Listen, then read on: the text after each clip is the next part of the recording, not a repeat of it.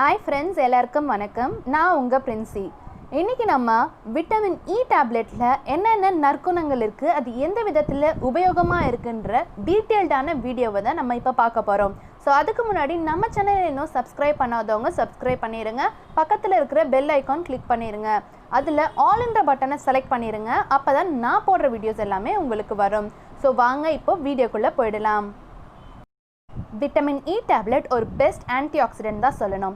இது உங்கள் செல்ஸை டேமேஜ்லேருந்து ப்ரொடெக்ட் பண்ணும், ஆக்னி ப்ராப்ளம்ஸை க்யூர் பண்ணிடும். அது மட்டும் இல்லை, விங்கிள்ஸ் அப்புறம் ஸ்ட்ரெச் மார்க்ஸ் இதெல்லாம் இருந்தால் இது சரியாக்கிடும். இது உங்கள் ஸ்கின்னை நல்லா நரிஷ் பண்ணும், ப்ளஸ் நல்ல கிளென்சிங் ஏஜென்ட்டாகவும் இருக்கும். இந்த விட்டமின் இ ஆயிலை நம்ம ஏருக்கு எப்படியெல்லாம் யூஸ் பண்ணலான்னு பார்க்கலாம். செம்பருத்தி ஏர் க்ரோத்துக்கு ரொம்பவே யூஸ்ஃபுல்லான ஒரு பூ. உடம்பையும் தலையையும் இது குளிர்ச்சிப்படுத்தும், புது முடிகளை வளர செய்ய இது உதவுது. கற்றாழையோட பயன்கள் நிறையவே இருக்குது. இது ஸ்கின்க்கு, ஏர்க்கு, நம்மளோட பாடிக்கு எல்லாத்துக்குமே யூஸ் பண்ணலாம். செம்பருத்தி கற்றாழை இதை நல்லா அரைச்சி பேஸ்ட் மாதிரி எடுத்துக்கோங்க.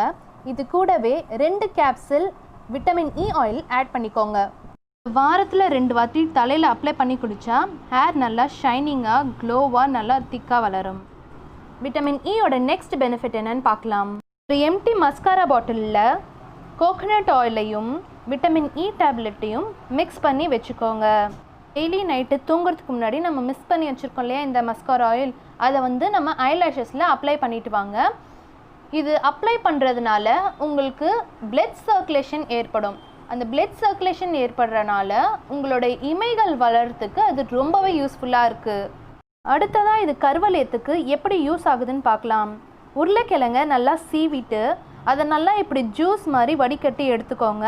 இந்த ஜூஸில் நம்மளுடைய இந்த vitamin E capsule 1 or 2 add பண்ணி அதை உங்கள் கருவளையத்தில் அப்ளை பண்ணிட்டு வந்தீங்கன்னா உங்களுக்கு சீக்கிரத்தில் ரொம்பவே நல்ல ரிசல்ட்டை அது கொடுக்கும்.